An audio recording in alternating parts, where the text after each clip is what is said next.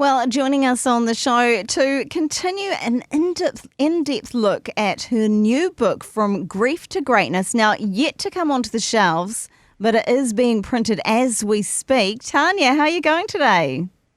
Look, I'm really good. Especially since I told them last night to push go on printing the book. So that's really exciting. So the printing machine is whirring somewhere else in the world. Is that correct? How Yes, long yes. until you're able to hold a hard copy in your hand, as it were? Well, it depends on how long it takes to get shipped here. So hopefully not that long, I'm hoping only a few weeks. So fingers that's crossed. exciting. Yeah. That's very cool indeed. Hey, now wanting to unpack some of the really good themes from this book. Now it's a little bit autobiographical, a little bit self-help as well, looking at different areas in our life and how we can achieve greatness, focusing in particular on emotional greatness today. Take us on that journey. Well, I find that it is the most important one. To know how to manage your emotional state in an instant is what enables us all to go from, oh my God, everything's so yuck, to, hey, actually, I'm really grateful. My life is good. And so I talk a lot, and the first part is all about emotional greatness. And I take the reader through a journey of a whole lot of anecdotes and stories of my life on how I learnt the lesson of emotional greatness and how so quickly we can change our state, our frame of mind.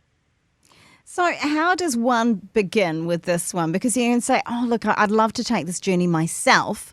But a journey starts with a beginning. So first step, I suppose, right? Yeah, first step. What would that be?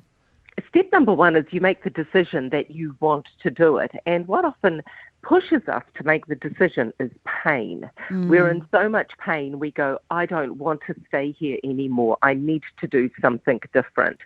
And what then happens, and this has been my journey, is when I experience how good it feels to be on the other side of suffering, I go, actually, I want more of that. And that is what often drives us to continue on this journey within, this journey of emotional greatness, because we know what it feels like. It's so much better than the other side. Now, for some people, pain drives them downwards towards despair, but I suppose for pain to push us in the opposite direction, we need a little bit of hope in that regard. We need to believe that things can be better than they have been. Yes, and often that hope comes from faith. It comes from reaching out. It comes from looking that other people have done it. Well, look, if they've done it, then so can I. They've been through adversity. I can do this too. But also instilling in yourself this belief that you can do it and knowing that you've probably already done it before in your life.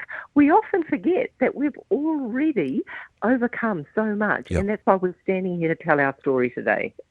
I guess it's an understanding too of your self-worth. So, I mean, for someone who sometimes feels a little bit like, gosh, I just don't feel very, worthy. How do you go to that feeling of actually, I'm okay. I can do this. Yeah, it's a common story, isn't it? We think that everyone else can achieve or it can happen for everyone else, but not us, because we think, well, we're different. Our problem's bigger. My mountain is bigger than yours. But actually, that is not the truth. That is just a story. We've all got the same wind that blows on us. So we've all got this opportunity to be able to turn it around and go, actually, I am just as worthy as my friend over there who's been through this. God loves me just as much. Because you're worth it's more than just a makeup slogan, right? Absolutely. So we've all got it within us. It's about knowing we just need to dig deep. When it comes to, I suppose, emotional greatness, sometimes, emotions are emotions. Sometimes our feelings can overwhelm us. And it's tempting, I suppose, to say, hey, look, I can't deal with my emotions right now. I'm going to put them in a box and deal with them later. If you don't acknowledge that they're there, if you don't accept that these are your circumstances, it's going to pop up somewhere else down the track in perhaps a nastier fashion, right? Yeah, they do follow you. If you don't feel them, they follow you.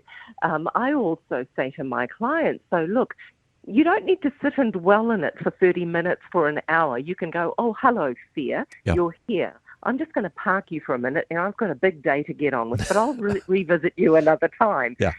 So acknowledge, don't be frightened of feelings. Accept that they're there. sometimes it is what it is. Just get up and get on with your day, knowing that you will revisit that when you are able to. I think that's a great way of right-sizing things, really, isn't it? Now, in terms of emotional greatness, there's a little bit of intuitiveness in there as well. What do you mean by that? Following your instinct, listening to that voice inside. I often say it's God's whisper, but we've been given an intuition, and my greatest decisions in life were made when I stopped all the noise around me, stopped listening to what everyone else thought I should do, and I sat and I listened. What does Tanya really feel inside? What is it that you are telling me, Lord? Those are the times that we need to stop and listen, because sometimes we get so hooked into all of the noise and the drama of what everyone else is doing and what's going on that we don't listen to that inner voice. Talking today with Tanya Unkovich, in particular unpacking one of the chapters within her book, From Grief to Greatness. When it comes to, we started the journey saying sometimes it is in an area of pain where we realise we need to change. Part of the difficulty, if we're going to move forward from this, is we can start finding people to blame. We can start going, oh gosh, I wouldn't be in this situation if it wasn't for these circumstances or that person. And if we're going to really emotionally move forward, we need to let go of, I suppose, the right to hurt that person, to get them back. There needs to be some forgiveness in the mix.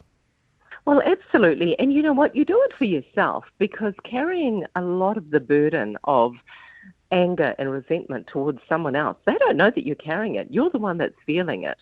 So you want to do it to release yourself. And sure, something bad may have happened to you as a result of that person.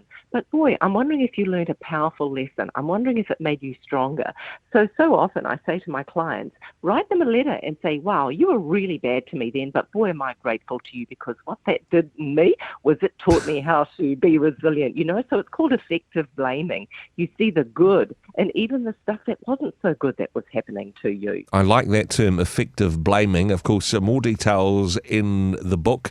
Very exciting that this book's being printed. Your face on the cover, I presume, Tanya. We know it's your book because there's a picture of Tanya on it, right? Oh yes, I did have to plaster my face on it, I must admit. Yes. Hey Tanya, I'm looking forward to delving into this book even more over the next few weeks. Thank you so much for being a part of the show today. You are so welcome.